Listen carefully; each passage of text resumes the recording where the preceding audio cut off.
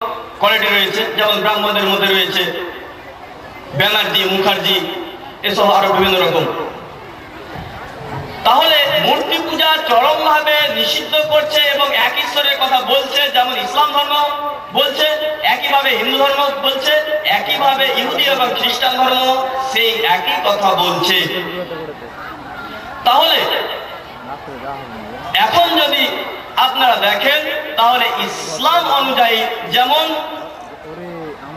একজনের উপাসনা করতে হবে এবং সেই সৃষ্টিকর্তার উপাসনা করতে হবে, যেটা উল্লেখ করেছে আল্লাহ সুবহানাহু ওয়া তাআলা পবিত্র কোরআনে সূরা বাকারা সূরা 2 আয়াত নম্বর 21, ইয়া আইয়ুহান নাস রাব্বাকুমুল্লাযী খালাকাকুম ওয়াল্লাযীনা মিন ক্বাবলিকুম লাআল্লাকুম তাত্তাকুন। হে মানুষ, তোমরা ইবাদত করো তোমাদের সেই প্রতিপালক যিনি সৃষ্টি করেছেন তোমাদের ও তোমার পূর্বপুরুষদেরকে, যাতে তোমরা মুত্তাকি হতে পারো। আসুন এবার দেখার চেষ্টা করি যে মুহাম্মদ সাল্লাল্লাহু আলাইহি সাল্লাম কি শুধুমাত্র আমাদের জন্য? মুহাম্মদ সাল্লাল্লাহু আলাইহি সাল্লাম কি শুধুমাত্র আমাদের নবী? আপনার সামনে এর আগে আমি কয়েকটা রেফারেন্স দিয়েছি পবিত্র কোরআন থেকে। আমি রেফারেন্স দিয়েছি যে মুহাম্মদ সাল্লাল্লাহু আলাইহি সাল্লাম যে সমগ্র মানব জাতির জন্য আল্লাহ পবিত্র কোরআনে বলেছেন সূরা আরাফ সূরা নম্বর 7 আয়াত নম্বর 158 তে, যে বলো হে মানুষ, আমি তোমাদের সকলের জন্য আল্লাহর রাসূল, সমগ্র মানব জাতির জন্য। এছাড়া আল্লাহ তাআলা পবিত্র কোরআনে বলছেন সূরা ইব্রাহিম সূরা নম্বর 14 আয়াত নম্বর 1, আলিফ লাম রা, এই কিতাব তোমার প্রতি অবতীর্ণ করেছি যাতে তুমি মানব জাতিকে বের করে আনতে পারো অন্ধকার হতে আলোকে। তাহলে মুহাম্মদ সাল্লাল্লাহু আলাইহি সাল্লাম শুধুমাত্র মুসলিমদের জন্য নয়, মুহাম্মদ সাল্লাল্লাহু আলাইহি সাল্লাম সমগ্র মানব জাতির জন্য। এজন্য আপনি ইহুদি ধর্মে, খ্রিস্টান ধর্মে এবং হিন্দু ধর্ম গ্রন্থেও মুহাম্মদ সাল্লাল্লাহু আলাইহি সাল্লামের কথা উল্লেখ আছে। ইহুদি ধর্ম এবং খ্রিস্ট ধর্মে মুহাম্মদ সাল্লাল্লাহু আলাইহি সাল্লামের উল্লেখ আছে। এর উপরে আমি একটা বই লিখেছি এবং আরো অন্যান্য আলোচনা রয়েছে। সেই বইটির নাম হচ্ছে বাইবেলের আলোকে খ্রিস্ট ধর্ম। আপনারা পেয়ে যাবেন ঘরে বসেই। আপনারা আমাদের ওয়েবসাইটে যাবেন www.peacelibrary.in, আমাদের ওয়েবসাইট। যদি আপনারা সেখানে যান তাহলে আমাদের সেই বইটি আপনারা ডাউনলোড করতে পারবেন এবং আমাদের যে বিভিন্ন লেকচারগুলো রয়েছে, আমার বিভিন্ন টপিকের উপরে যে বিষয়ভিত্তিক আলোচনা আছে, সেই সব আলোচনাগুলো আপনারা পেয়ে যাবেন সেই আমাদের ওয়েবসাইটে। ওয়েবসাইট অ্যাড্রেসটা মনে রাখবেন www.peacelibrary.in। আসুন আমরা দেখার চেষ্টা করি হিন্দু ধর্ম গ্রন্থে মুহাম্মদ সাল্লাল্লাহু আলাইহি সাল্লাম। যদি আপনারা দেখেন ঋগ্বেদের 1 নম্বর গ্রন্থের 1 নম্বর পরিচ্ছেদে 2 নম্বর শ্লোকে বলা হয়েছে যে ঋষিরা পূর্বে এসেছেন এবং ভবিষ্যতে আসবেন, অর্থাৎ নতুন ঋষি, পুরাতন ঋষির কথা বলা হয়েছে ঋগ্বেদের 1 নম্বর গ্রন্থের 1 নম্বর পরিচ্ছেদে 2 নম্বর শ্লোকে। কিন্তু ওখানে কোন শেষ, এই শ্লোকে কোন শেষ অন্তিম ঋষির কথা বলা হয়নি। যদি আপনারা পড়েন ভগবদ গীতা, যেটা আমি আপনার সামনে আগে বলেছি, ভগবদ গীতার 4 নম্বর অধ্যায়ের 7 নম্বর অনুচ্ছেদ, সেখানে বলা হয়েছে ভগবদ গীতার 4 নম্বর অধ্যায়ের 7 নম্বর অনুচ্ছেদে, যদা যদা হি ধর্মস্য গ্লানির্ভবতি ভারত অবুত্থানং ধর্মস্য তদাত্মন্ত্রী জয়মেহম। যখন ধর্মের হানি হয় এবং অধর্মের আবির্ভাব হয় তখন অবতার আসে। ভগবদ গীতা 4 নম্বর অধ্যায় 7 নম্বর শ্লোক বলছে যে যখন ধর্মের হানি হয় এবং অধর্মের আবির্ভাব হয় তখন অবতার আসে। তারপরে বলছেন ভগবদ গীতা 4 নম্বর অধ্যায় 8 নম্বর শ্লোক, যে সাধুদের রক্ষার জন্য, দুষ্টদের বিনাশের জন্য এবং ধর্ম স্থাপনের জন্য সম্ভাবনী যুগে যুগে প্রত্যেক যুগে অবতার আছে। ভগবদ গীতা 4 নম্বর অধ্যায় 8 নম্বর শ্লোক বলছে যে প্রত্যেক যুগে যখন এরকম পরিস্থিতি ঘটবে, সাধুদের রক্ষার জন্য, দুষ্টদের বিনাশের জন্য এবং ধর্ম স্থাপনের জন্য যখন অধর্ম তখন তৈরি হবে, তখন সম্ভাবনী যুগে যুগে প্রত্যেক যুগে অবতার আসে। তাহলে প্রত্যেক যুগে অবতার আসবে, এটা কে বলছে? ভগবদ গীতার 4 নম্বর অধ্যায়ের 7 ও 8 অনুচ্ছেদ। যদি আপনারা পড়েন কল্কি পুরাণ, কল্কি পুরাণে একজন ঋষির কথা বলা হয়েছে, একজন অবতারের কথা বলা হয়েছে। কল্কি পুরাণে একজন অবতারের কথা বলা হয়েছে, যাকে বলা হয়েছে, যার ব্যাপারে বলা হয়েছে তিনি হবেন অন্তিম ঋষি। কল্কি পুরাণে বলা হয়েছে যে একজন অন্তিম ঋষি আসবেন, অন্তিম ঋষি, তার সম্পর্কে ডিটেলস কল্কি পুরাণে উল্লেখ আছে, ভাগবত পুরাণে উল্লেখ আছে, ডিটেলস উল্লেখ রয়েছে। সেখানে বলা হয়েছে কল্কি অবতার সম্পর্কে, বিশেষ করে অনেক হিন্দু জানে, যদিও সব হিন্দু না জানে। আপনি বিশেষ করে যারা একটু একটু ধর্ম সম্পর্কে জানেন তাদেরকে বলবেন যে বলুন তো আপনাদের কল্কি অবতার সম্পর্কে কিছু জানা আছে? তখন সে বলবে যে হ্যাঁ, কল্কি অবতার হবে, শেষ অবতার কলিযুগে, কলিযুগের কল্কি আগমন ঘটবে, আসবে এক সময়। কল্কি অবতার সম্পর্কে তারা আজকে ভাবছে যখন কল্কি আসবে তখন আমরা তার অনুসরণ করব। আমরা বলি আপনারা কল্কি অবতার অপেক্ষায় বসে আছেন, আসবেন তারপরে তার অনুসরণ করবেন। কিন্তু কল্কি অবতার যে এসে গিয়েছেন সেটা আপনি কি জানেন? যদি না জানেন আসুন দেখার চেষ্টা করি যে কল্কি অবতার এসেছে কিনা। যদি আপনারা পড়েন কল্কি অবতার, কল্কি পুরাণা এবং ভাগবত পুরাণা, যেমন কল্কি পুরাণা 2 নম্বর অধ্যায় 7 নম্বর শ্লোক, 5 নম্বর শ্লোক, 21 নম্বর শ্লোক, 19 নম্বর শ্লোক, এইসব শ্লোকগুলো যদি পড়েন, এছাড়া আরো অন্যান্য শ্লোক, সেখানে বলা হয়েছে যে কল্কি সম্পর্কে যে কল্কির পিতার নাম হবে বিষ্ণু যশা এবং মাতার নাম হবে সুমতি,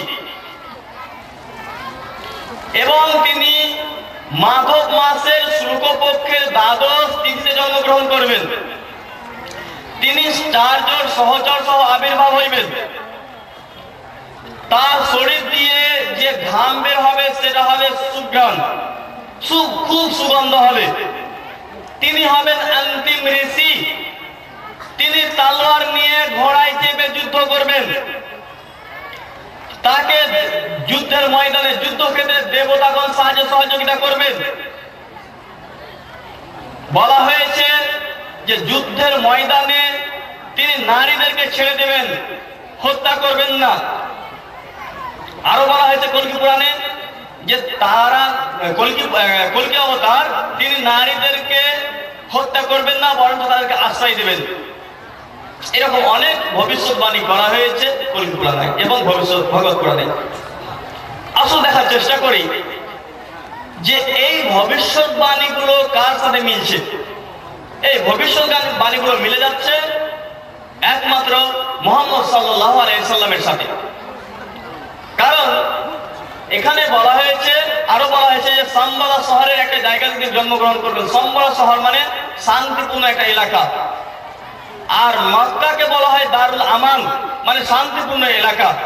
শান্তিপূর্ণ এলাকা অর্থাৎ মক্কাতে মুহাম্মদ সাল্লাল্লাহু আলাইহি সাল্লাম জন্মগ্রহণ করেছেন, শান্তিপূর্ণ এলাকা, দারুল আমান। আর বলা হয়েছে কল্কি জন্মগ্রহণ করবেন, তিনি জন্মগ্রহণ করবেন সাম্বালা শহরে অর্থাৎ শান্তিপূর্ণ এলাকাতে। তার এই দিক দিয়ে মিলে যাচ্ছে। তারপরে বলা হয়েছে তার পিতার নাম হবে বিষ্ণু যশা। বিষ্ণু যশা মানে হচ্ছে সৃষ্টিকর্তার পূজারী, সৃষ্টিকর্তার দাস। মুহাম্মদ সাল্লাল্লাহু আলাইহি সাল্লামের পিতার নাম কি ছিল? আব্দুল্লাহ। মুহাম্মদ সাল্লাল্লাহু আলাইহি সাল্লামের পিতার নাম হচ্ছে আব্দুল্লাহ, আর আব্দুল্লাহ মানে হচ্ছে আল্লাহ তাআলার বান্দা, সৃষ্টিকর্তার দাস, সৃষ্টিকর্তার গোলাম। তাহলে এদিক দিয়েও কল্কির পিতা এবং মুহাম্মদ সাল্লাল্লাহু আলাইহি সাল্লামের পিতা কিন্তু একই ব্যক্তি, মিলছে। তারপরে বলা হয়েছে তার মাতার নাম হবে সুমতি। সুমতি মানে ভালোমতি, শান্ত, স্বভাবযুক্ত, অচঞ্চল। মুহাম্মদ সাল্লাল্লাহু আলাইহি সাল্লামের মায়ের নাম কি ছিল? আমিনা। আমিনা মানে আমান প্রাণেওয়ালা, আমান প্রাণেওয়ালে, শান্তিতে পূর্ণ, অচঞ্চল। তাহলে এই দিক দিয়েও মিলে যাচ্ছে যে মুহাম্মদ সাল্লাল্লাহু আলাইহি সাল্লামের মা এবং কল্কির যে মায়ের যে নাম সেটা একইভাবে মিলে যাচ্ছে।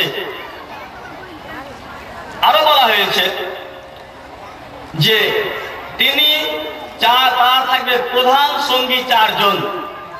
আমরা জানি যে নবী মুহাম্মদ সাল্লাল্লাহু আলাইহি সাল্লামের 4 জন প্রধান সহচর ছিলেন, আবু বকর, উমর, উসমান, আলী রাদিয়াল্লাহু তাআলা আনহু, যারা 4 খলিফা যাদেরকে বলা হয়। তাহলে এই দিক দিয়েও মিলে যাচ্ছে। তারপরে বলা হয়েছে তিনি মাঘ মাসের শুক্লপক্ষের দ্বাদশ তিথিতে জন্মগ্রহণ করবেন। আমরা জানি যে নবী মুহাম্মদ সাল্লাল্লাহু আলাইহি ওয়াসাল্লাম 12ই রবিউল আউয়াল তিনি জন্মগ্রহণ করেছিলেন। তাহলে এই জন্ম তারিখের দিক দিয়েও মিলে যাচ্ছে যে নবী মুহাম্মদ সাল্লাল্লাহু আলাইহি ওয়াসাল্লামের কলকির যে জন্ম সেই দিনটাও মিলে যাচ্ছে। তারপরে বলা হয়েছে যে তিনি যুদ্ধ করবেন ঘোড়ায় চেপে। আমরা জানি যে মুহাম্মদ সাল্লাল্লাহু আলাইহি সাল্লাম ঘোড়ায় চড়ে যুদ্ধ করেছেন এবং বলা হয়েছে কলকি পুরাণায় যে তার সৈন্যর সংখ্যা ছিল খুবই কম থাকবে। আমরা জানি যে বদরের যুদ্ধে নবী মুহাম্মদ সাল্লাল্লাহু আলাইহি সাল্লামের দিকে যোদ্ধার সংখ্যা ছিল মাত্র কত? 313 জন, অপর দিকে ছিল 1000 জন। বলা হয়েছে যে দেবতাগণ দেবদূতগণ তাকে সাহায্য সহযোগিতা করবে যুদ্ধের ময়দানে। আমরা জানি যে নবী মুহাম্মদ সাল্লাল্লাহু আলাইহি সাল্লামকে যুদ্ধের ময়দানে মালাইকাগণ ফেরেশতাগণ সাহায্য করেছিল। 1000 যা লোক তাদের উপরে যে মুহাম্মদ সাল্লাল্লাহু আলাইহি ওয়াসাল্লামের অনুসারী মাত্র ছিল যোদ্ধারা মাত্র 313 জন, তারা জয় হয়েছিল তাদের উপরে। আল্লাহ পবিত্র কোরআনে সূরা আল ইমরান সূরা নম্বর 3 আয়াত নম্বর 123 এবং 24 উল্লেখ করেছেন যে বদর যুদ্ধে ফেরেশতাদেরকে মালাইকাকে দিয়ে সাহায্য সহযোগিতা করা হয়েছিল। এছাড়াও বলা হয়েছে যে যুদ্ধের ময়দানে যুদ্ধক্ষেত্রে নারীদেরকে হত্যা করবেন না কলকি। আমরা জানি যে নবী মুহাম্মদ সাল্লাল্লাহু আলাইহি ওয়াসাল্লাম নারীদেরকে হত্যা করেননি, হত্যা করতে নিষেধ করেছেন, বয়স্কদের হত্যা করতে নিষেধ করেছেন, বাচ্চাদের হত্যা করতে নিষেধ করেছেন নবী মুহাম্মদ সাল্লাল্লাহু আলাইহি ওয়াসাল্লাম। তাহলে এই দিক দিয়েও মিলে যাচ্ছে কলকির সঙ্গে। তারপরে বলা হচ্ছে যে কলকি নারীদেরকে আশ্রয় দেবেন। আমরা জানি যে নবী মুহাম্মদ সাল্লাল্লাহু আলাইহি ওয়াসাল্লাম নারীদেরকে আশ্রয় দিয়েছিলেন। কাদেরকে? সেই সব কাফের মুশরিকদের নারীদেরকে আশ্রয় দিয়েছিল, তাদের উপরে অত্যাচার করেনি, বরঞ্চ তাদেরকে আশ্রয় দিয়েছিল, তাদেরকে দাসী রূপে পরিণত করা হয়েছিল, তাদেরকে জেলে বন্দি করে কষ্ট দেয়নি, হত্যা তাদেরকে করেনি, যদিও এটা হত্যা করার অধিকার তাদের ছিল কিন্তু করেনি। তাহলে এই দিক দিয়েও মিলে যাচ্ছে মুহাম্মদ সাল্লাল্লাহু আলাইহি ওয়াসাল্লামের সাথে। বলা হয়েছে তিনি হবেন অন্তিম ঋষি, তিনি হবেন জগৎপতি। আমরা জানি যে নবী মুহাম্মদ সাল্লাল্লাহু আলাইহি সাল্লাম সম্পর্কে পবিত্র কোরআন বলছেন সূরা আম্বিয়া সূরা নম্বর 21 আয়াত নম্বর 107 ওমা আরসালনাকা ইল্লা রাহমাতাল লিল আলামিন, আমি তো তোমাকে বিশ্বজগতের প্রতি রহমত রূপে প্রেরণ করেছি। তাহলে এই দিক দিয়েও মিলে যাচ্ছে মুহাম্মদ সাল্লাল্লাহু আলাইহি সাল্লামের সাথে। তারপরে বলা হচ্ছে যে তিনি হবেন অন্তিম ঋষি, শেষ অবতার, শেষ যুগের শেষ অবতার। আমরা জানি আল্লাহ তাআলা পবিত্র কোরআনে বলেছেন সূরা আহজাব সূরা নম্বর 33 আয়াত নম্বর 40 মা কানা মুহাম্মাদুন আবা আহদিম মিন যালিকুম ওয়ালাকিন রাসূলুল্লাহি ওয়া খাতামান নবিয়্যিন, মুহাম্মদ সাল্লাল্লাহু আলাইহি ওয়াসাল্লাম তোমাদের মধ্যে কোনো পুরুষের পিতা নয় বরং আল্লাহর রাসূল এবং শেষ নবী। আল্লাহ তাআলা বলেছেন মুহাম্মদ সাল্লাল্লাহু আলাইহি ওয়াসাল্লাম হচ্ছে অন্তিম ঋষি। আর এর কলকি পুরাণ হচ্ছে কলকি হচ্ছে অন্তিম ঋষি। তাহলে এবার আপনাদেরকে বিচার যেটা করতে হবে যে একই সাথে অন্তিম ঋষি যদি একাধিক ব্যক্তি হয় তাহলে অন্তিম ঋষি একাধিক ব্যক্তি থাকে না। অন্তিম ঋষি একজনই হবেন, একজন ব্যক্তি অন্তিম হবেন, সবাই অন্তিম হতে পারেন না, শেষ হতে পারেন না। কারণ অন্তিম ঋষি যদি একজন হয় তারপরে ফির আরেকজন যদি অন্তিম হয় তাহলে আসলে অন্তিম কে? যে লাস্ট এসেছে। কিন্তু যদি আপনারা ভালোভাবে দেখেন যে ভবিষ্যৎবাণীগুলো করা হয়েছে সেগুলো মিলে যাচ্ছে শুধুমাত্র মুহাম্মদ সাল্লাল্লাহু আলাইহি ওয়াসাল্লামের সাথে। কিন্তু কোন হিন্দু হয়তো বলতে পারে, কোন হিন্দু ভাই হয়তো বলতে পারে না না না ওটা আসলে কলকি আসলে আলাদা ব্যক্তি।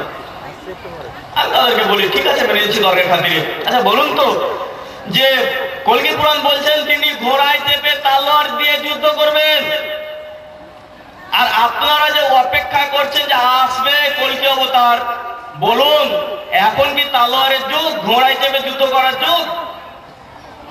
না সেই যুগ চলে গিয়েছে? সেই যুগ চলে গিয়েছে। এখন আর আপনার তলোয়ার দিয়ে ঘোড়ায় চেপে যুদ্ধ করার যুগ নয়। এখন তো বুঝতেই পারছে আধুনিক যুগ, সেই বোমা আর কত কি রিমোটের সাহায্যে। তাহলে এখান থেকে স্পষ্টভাবে প্রমাণিত হচ্ছে যে কলকি অবতার তিনি হচ্ছে মুহাম্মদ সাল্লাল্লাহু আলাইহি ওয়াসাল্লাম। এই জন্য আল্লাহ সুবহানাহু ওয়া তাআলা বলছেন সূরা সাবা সূরা নম্বর 34 আয়াত নম্বর 28 আমি তো তোমাকে সমগ্র মানব জাতির প্রতি সুসংবাদদাতা ও সতর্ককারী রূপে প্রেরণ করেছি, কিন্তু অধিকাংশ মানুষ জানে না। অনেক হিন্দু ভাই জানে না, অনেক খ্রিস্টান ভাই জানে না, অনেক ইহুদি ভাই জানে না যে অন্তিম ঋষি শেষ সর্দার হচ্ছে মুহাম্মদ সাল্লাল্লাহু আলাইহি সাল্লাম।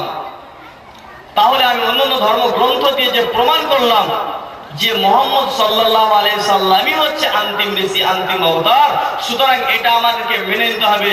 এই জন্য যদি কোনো ভালো মুসলিম, কে যদি ভালো মুসলিম হতে চায়, তাহলে তাকে যেটা করতে হবে পবিত্র কোরআন এবং সহিহ হাদিসকে অনুসরণ করতে হবে, তবে সে ভালো মুসলিম হতে পারবে। তাকে কবর পূজা ছাড়তে হবে, তাকে আরো যে বিভিন্ন কার্যকলাপ হয় ইসলামিক কার্যকলাপ সেগুলো ছাড়তে হবে, তবে সে ভালো মুসলিম হতে পারবে। একইভাবে যদি কোনো ইহুদি অথবা খ্রিস্টান সে যদি ভালো ইহুদি অথবা খ্রিস্টান হতে চায়, তাহলে তাকে তার ধর্মগ্রন্থ কথা মানতে হবে। আর তার ধর্মগ্রন্থ অনুযায়ী সৃষ্টিকর্তা মাত্র একজনই, তার কোনো শরীক নেই, তার কোনো মূর্তি করা যাবে না, এটা সুস্পষ্ট হয়ে বলছে। যদি কোনো ইহুদি, যদি কোনো খ্রিস্টান ভালো খ্রিস্টান হতে চায়, তাহলে তাকে এক ঈশ্বরে মানতে হবে এবং মূর্তি পূজা থেকে তাকে বিরত থাকতে হবে। এবং মুহাম্মদ সাল্লাল্লাহু আলাইহি সাল্লাম সম্পর্কে বলা হয়েছে মুহাম্মদ সাল্লাল্লাহু আলাইহি সাল্লামকে মানতে হবে। একইভাবে যদি কোনো হিন্দু ভালো হিন্দু হতে চায়, সঠিক হিন্দু হতে চায়, তথাকথিত হিন্দু নয় বরঞ্চ খাঁটি হিন্দু হতে চায়, তাহলে তাকে তার ধর্মগ্রন্থ মেনে চলতে হবে। আর তার ধর্মগ্রন্থ বলছে যে সৃষ্টিকর্তা মাত্র একজনই, আর মুহাম্মদ সাল্লাল্লাহু আলাইহি সাল্লাম অন্তিম ঋষি হচ্ছে কলকি অবতার। এটা তো মানতে হবে। যদি সে মুহাম্মদ সাল্লাল্লাহু আলাইহি সাল্লামকে না মানে, তাহলে সে ভালো হিন্দু হতে পারবে না। এখন তারপরে হয়তো কোনো হিন্দু ভাই বলে না না না আসলে এটা আলাদাই। আমি তারপরে এবার বলি যে যদি ব্যাপারটা এরকম বোঝেন আপনি, তাহলে আপনি জানেন যে মুহাম্মদ সাল্লাল্লাহু আলাইহি সাল্লামের যে নাম মুহাম্মদ, আপনি যদি ঋগ্বেদ পড়েন, ঋগ্বেদে বলা হয়েছে তাকে নরসংসা। এবং যদি আপনি ভাগবত মহাপুরাণ পড়েন, ভাগবত মহাপুরাণ, সেখানে ভাগবত মহাপুরাণের আপনার ভাগবত মাহাত্ম্য দ্বিতীয় অধ্যায়ের ৭৬ নম্বর শ্লোক, আমার কাছে যে গীতা প্রেসের যে ছাপা যে ভাগবত মহাপুরাণ আছে তার ১৪ নম্বর পৃষ্ঠাতে, সেখানে মুহাম্মদ শব্দটাই উল্লেখ আছে। মুহাম্মদ ময়কার হ মদ, মুহাম্মদ শব্দটাই উল্লেখ আছে। তারপরে আরো বিস্তারিত ভাবে যদি আপনারা পড়েন ভবিষ্য পুরাণা পর্ব ৩ খণ্ড ১ অধ্যায় ২১ শ্লোক নাম্বার ৫ থেকে ৩১, সেখানে মুহাম্মদ সাল্লাল্লাহু আলাইহি সাল্লামের বিস্তারিত বিবরণ রয়েছে। সেখানে বলা হয়েছে, সেখানে মুহাম্মদ শব্দটা, সেখানে মুহাম্মদ সাল্লাল্লাহু আলাইহি সাল্লাম একাধিক জায়গাতে সেই ৫ থেকে ৩১ নম্বর শ্লোকের মধ্যে মুহাম্মদ শব্দটা অনেক জায়গাতে উল্লেখ আছে। আর বলা হয়েছে যে হে পবিত্র পুরুষ, তোমাকে নমস্কার, হে পবিত্র পুরুষ, আমি তোমার দাস, তোমার চরণ তলে আমায় স্থান দাও। কোথায় বলা হয়েছে? ভবিষ্য পুরাণে। তাহলে এখানে এই জন্য হিন্দু পণ্ডিতরাও এটা স্বীকার করেছেন যে মুহাম্মদ সাল্লাল্লাহু আলাইহি সাল্লাম, এমনকি শ্রী শ্রী রবিশঙ্করও এটা স্বীকার করেছেন যে মুহাম্মদ সাল্লাল্লাহু আলাইহি সাল্লামের আলোচনা আছে ভবিষ্য পুরাণায়। এই জন্য কেউ যদি শান্তি অর্জনের জন্য চোখের তৃপ্তি মেটাতে চান, তাহলে আপনারা আমাদের পিস লাইব্রেরি আসতে পারেন এবং পিস লাইব্রেরি থেকে যেসব রেফারেন্সগুলো দিলাম আপনারা সেগুলো দেখতে পারেন যে মুহাম্মদ সাল্লাল্লাহু আলাইহি সাল্লামের কথা স্পষ্টভাবে আছে। এবং মুহাম্মদ সাল্লাল্লাহু আলাইহি সাল্লামেরকে যে সংস্কৃত শব্দে নরসংসা বলা হয়েছে, সেই নর মানে মানুষ আর সংসা মানে প্রশংসনীয়, সেই ব্যক্তি যিনি প্রশংসনীয়। আরবিতে বলা হবে মুহাম্মদ সাল্লাল্লাহু আলাইহি সাল্লাম। আর আপনারা দেখবেন যে ঋগ্বেদের অনেক জায়গাতে এই নরসং শব্দটার উল্লেখ আছে। যেমন উল্লেখ আছে ঋগ্বেদের ১ নম্বর গ্রন্থের ১৩ নম্বর পরিচ্ছেদে ৩ নম্বর অনুচ্ছেদে, ঋগ্বেদের ১ নম্বর গ্রন্থের ১৮ নম্বর পরিচ্ছেদে ৯ নম্বর অনুচ্ছেদে, ঋগ্বেদের ১ নম্বর গ্রন্থের ৬ নম্বর পরিচ্ছেদে ৪ নম্বর অনুচ্ছেদে, ঋগ্বেদের ১ নম্বর গ্রন্থের ১৪২ নম্বর পরিচ্ছেদের ৩ নম্বর অনুচ্ছেদে, ঋগ্বেদের ১ নম্বর গ্রন্থের ১৫৩ নম্বর পরিচ্ছেদে ৯ নম্বর অনুচ্ছেদে, ঋগ্বেদের ২ নম্বর গ্রন্থের ৩ নম্বর পরিচ্ছেদে ২ নম্বর অনুচ্ছেদে, ঋগ্বেদের ৩ নম্বর গ্রন্থের ২৯ নম্বর পরিচ্ছেদের ১১ নম্বর অনুচ্ছেদে, ঋগ্বেদের ৫ নম্বর গ্রন্থের ৫ নম্বর পরিচ্ছেদের ২ নম্বর অনুচ্ছেদে অনেক জায়গাতে এই নরসংস শব্দটা উল্লেখ রয়েছে। তাহলে আমার যে আলোচ্য বিষয় সেটা হচ্ছে ইসলাম পরিচিতি। ইসলাম পরিচিতি গিয়ে আমি আলোচনা করলাম যে ইসলাম শুধু মুসলিমদের জন্য নয় বা শুধু আরবদের জন্য নয়, ইসলাম হচ্ছে সমগ্র মানব জাতির জন্য। আর আমি আপনাদের সামনে প্রথমে যে আয়াত তেলাওয়াত করেছিলাম সূরা আলে ইমরান সূরা নম্বর ৩ আয়াত নম্বর ৯, যেখানে বলা হয়েছে ইন্নাদ দীনা ইনদাল্লাহিল ইসলাম, নিঃসন্দেহে আল্লাহর নিকট একমাত্র দিন হচ্ছে ইসলাম। আমি আমার আলোচনা শেষ করতে চাচ্ছি পবিত্র কোরআনের আর একটি আয়াত দিয়ে, যেটা উল্লেখ আছে সূরা আল ইমরান সূরা নম্বর 3 আয়াত নম্বর 85-তে। সেখানে বলা হয়েছে, কেউ ইসলাম ব্যতীত অন্য কোন ধর্ম গ্রহণ করতে চাইলে তা কখনোই কবুল করা হবে না এবং সে হবে আখিরাতে ক্ষতিগ্রস্তদের অন্তর্ভুক্ত। ওয়া আখিরু দাওয়ানা আলহামদুলিল্লাহি রাব্বিল আলামিন।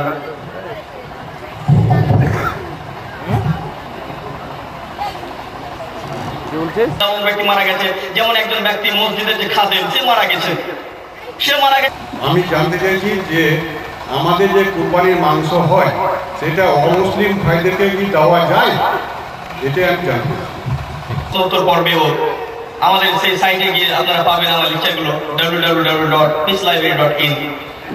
আল্লাহ তাআলা বলছেন সূরা হজ সূরা নম্বর 22 আয়াত নম্বর 36-এ যে তোমরা তা থেকে অর্থাৎ কুরবানির মাংস থেকে নিজে খাও এবং অভাবগ্রস্তকে খাওয়াও। এবং এছাড়াও আরো অন্যান্য দলিল রয়েছে, যেখানে আমি বিস্তারিত আমার ওই টপিকের উপরে আমি আলোচনা করতে গিয়ে আমি প্রমাণ পেশ করেছি, দলিল পেশ করেছি। সেখানে মূল যে বিষয় যেটা হচ্ছে যে আপনি কুরবানির মাংস দিয়ে থুয়ে সবাইকে দিয়ে থুয়ে খাবেন। এবং রাসূলুল্লাহ সাল্লাল্লাহু আলাইহি ওয়াসাল্লামের হাদিস রয়েছে সহিহ বুখারীতে কুরবানি অধ্যায়ে, সেখানেও রয়েছে যে সাহাবায়ে কেরামদের প্রথম যুগে, রাসূলুল্লাহ প্রথম যুগে মানে কুরবানির মাংস 3 দিনের বেশি খাওয়া নিষিদ্ধ ছিল, রাখা নিষিদ্ধ ছিল, বন্টন করে দেওয়ার জন্য বন্টন করে দিবে তারা। এবং পরবর্তীতে যখন মানুষের সচ্ছলতা আসে, সবাই যখন কুরবানি দিতে পারলো, তখন যত দিন রেখে খাওয়া যেতে পারে। তো মূল বিষয় যেটা হচ্ছে যে কুরবানির মাংস অমুসলিমকে দেওয়া জায়েজ আছে, এটা জায়েজ মাত্র। সুতরাং আমরা এটাকে দিতে পারি, আমরা অমুসলিমকে দিয়ে খেতে পারি। তবে একটা বিষয় মনে রাখতে হবে যে আল্লাহ সুবহানাহু ওয়া তাআলা বলেছেন সূরা সাবা সূরা নম্বর 34 আয়াত নম্বর 28-এ যে আমি তো তোমাকে সমগ্র মানব জাতির প্রতি সুসংবাদদাতা ও সতর্ককারী রূপে প্রেরণ করেছি, কিন্তু অধিকাংশ মানুষ জানে না ইসলামটা কি, মুহাম্মদ সাল্লাল্লাহু আলাইহি ওয়াসাল্লাম কে, কোরআন কি, ইসলাম কি, এটা মানুষ জানে না। সেজন্য আপনাকে সব সময় চেষ্টা করতে হবে যে ইসলামের বার্তাটা অমুসলিমদের কাছে পৌঁছানো। এজন্য আপনাকে যেমন কুরবানির মাংস দিবেন, এইরকম আপনাকে মাঝে মধ্যে অমুসলিমদেরকে বিভিন্ন বই পুস্তক গিফট দিতে হবে। আর একটা মনে রাখবেন, আল্লাহ তাআলা বলেছেন সূরা মাইদা সূরা নম্বর 5 আয়াত নম্বর 2 যে তোমরা পরস্পর ভালো কাজে সহযোগিতা করো, মন্দ সীমা লঙ্ঘনের কাজে সহযোগিতা করো না। জেনে রাখবেন যে বিশেষ করে অমুসলিমকে দিচ্ছেন, এটা ভালো কাজ সহযোগিতা করতে পারেন, কিন্তু যদি কোনো অমুসলিমের যদি কোনো ধর্মীয় কোনো পূজার উপলক্ষে যদি কোনো বলি হোক বা কোনো